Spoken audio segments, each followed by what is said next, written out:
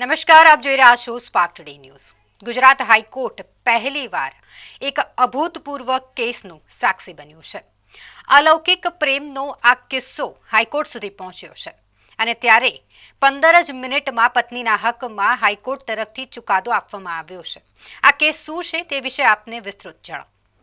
વડોદરા શહેરના સ્ટર્લિંગ હોસ્પિટલમાં એક વ્યક્તિ કોરોનાની સારવાર લઈ રહ્યો છે। તેને બચાવી શકવાની આશા ડોક્ટરે પણ છોડી દીધી છે અને ત્યારે તેની પત્નીએ નક્કી કર્યું છે કે તે જો માતા બનશે તો પોતાના પતિ થકી જ।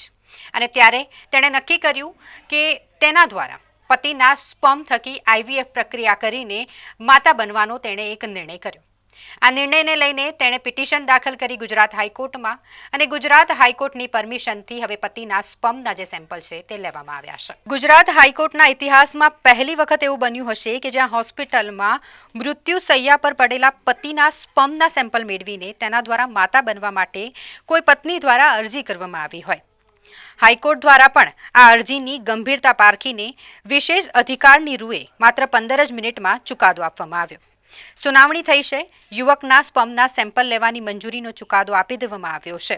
સ્થિતિની ગંભીરતા પારખીને ચુકાદાની ટેલિફોનિક જાણ હોસ્પિટલને કરી દેવામાં આવી હતી અને જેથી કરીને હોસ્પિટલની ટીમ ઝડપથી સેમ્પલ મેળવી શકે। જોકે હાઈકોર્ટે માત્ર 15 જ મિનિટમાં ચુકાદો આપ્યા બાદ 7 કલાક કરતાં વધુ સમય વીતી ગયો છે। તે છતાં પણ હોસ્પિટલ દ્વારા સેમ્પલ મેળવવા માટે કોઈ જ કાર્યવાહી કરવામાં નહોતી આવી, પરંતુ આખરે સ્ટર્લિંગ હોસ્પિટલ દ્વારા હવે સેમ્પલ લઈ લેવામાં આવ્યા છે તેવી માહિતી મળી રહી છે। હાઈકોર્ટના આદેશ બાદ ગઈકાલે સાંજે સ્પર્મના સેમ્પલ લેવાને લઈને એક વિવાદ થયો હતો। વિવાદ તબીબે દર્દીની પરવાનગી વગર સ્પર્મ લેવાની ઇનકાર કરતા એનઆરઆઈ પત્નીએ હાઈકોર્ટના દ્વાર ખખડાવ્યા અને જેમાં પત્નીની તરફેણમાં ચુકાદો મળી ગયો। મેડિકલ નિષ્ણાંતો અને લીગલ ટીમના અભિપ્રાય બાદ હોસ્પિટલ દ્વારા સ્પર્મના સેમ્પલ લેવામાં આવ્યા, જેમાં કુલ 7 તબીબ અને તેમની સાથે અન્ય ટીમ મેમ્બર્સ જોડાયા હતા। સ્પર્મ લેવાની પ્રક્રિયા મેડિકલ જગત માટે એક મોટો પડકાર હતો। દર્દીની હાલત ખૂબ જ ગંભીર છે। મલ્ટી ઓર્ગન્સ ફેલ છે। સ્ટર્લિંગ હોસ્પિટલ તરફથી સમગ્ર મામલે પ્રેસ કોન્ફરન્સ યોજવામાં આવી હતી અને જેમાં હોસ્પિટલના zonal director Anilkumar Namyar, chief medical officer doctor Jyoti Patankar અને doctor Mayur Dodiya, medical administration વિભાગ હાજર રહ્યો હતો। કદાચ આ પ્રકારે દર્દીનું સ્પર્મ લીધું હોય તેવી આ પ્રથમ ઘટના હશે। દર્દીની હાલત જોતા યુરિન મારફતે સ્પર્મ લેવામાં આવ્યું છે, જેનો અંદાજિત 10,000 રૂપિયાનો ખર્ચ થાય છે। આખરે આ વિવાદિત કેસમાં સ્પર્મ લેવાની જે પ્રક્રિયા નહોતી થઈ તે આખરે થઈ ગઈ છે, જેની વિસ્તૃત માહિતી આજની પ્રેસ કોન્ફરન્સમાં આપવામાં આવી છે। सी आपको बैकग्राउंड तो पता है इसके बारे में, राइट। जो पेशेंट था वो हमारे पास कोविड के लिए आए थे और कोविड का उनका ट्रीटमेंट चल रहा था। पेशेंट जिस कंडीशन में है, क्रिटिकल कंडीशन में होने के कारण उनके फैमिली ने ये डिसाइड किया था कि उनका स्पर्म अगर एक्सट्रैक्ट कर सकता है तो इट इज़ वेरी गुड।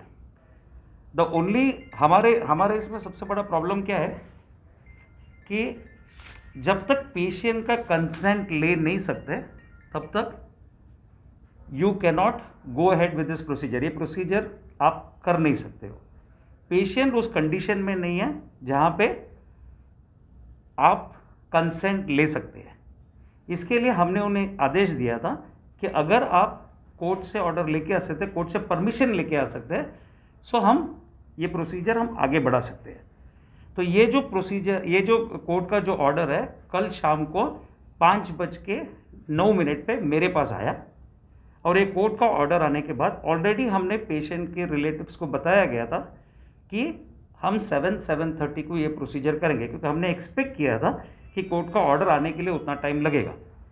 जब 5:10 को जब हमारे पास कोर्ट का ऑर्डर आया, उसके बाद हमने ये प्रोसेस स्टार्ट किया।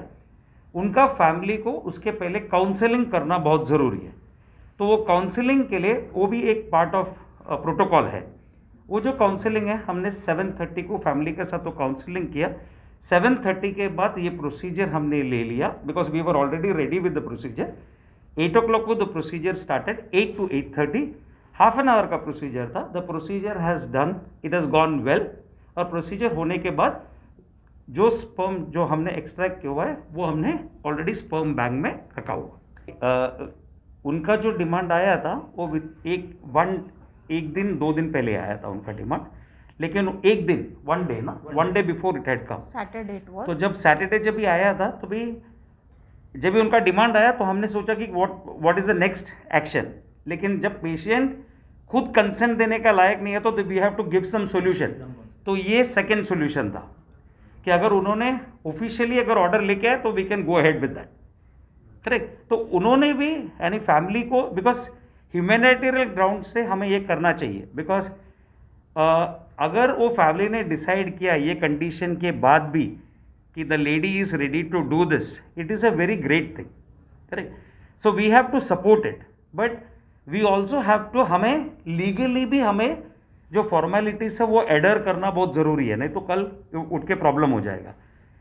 पेशेंट क्रिटिकल कंडीशन होने के कारण हमें ये एक्सपेक्ट नहीं कर सकते कि what will happen to the patient, इसके लिए वो फास्ट ट्रैक करना भी बहुत ज़रूरी था। कोर्ट ने भी बहुत अच्छी तरह से हेल्प किया और कोर्ट ने भी यानी इतना फास्ट ट्रैक करके ये ऑर्डर निकालना, that is also a very great thing. जैसे हमारे पास ऑर्डर आया वैसे हमने प्रोसेस स्टार्ट करके वी डिड द नीडफुल।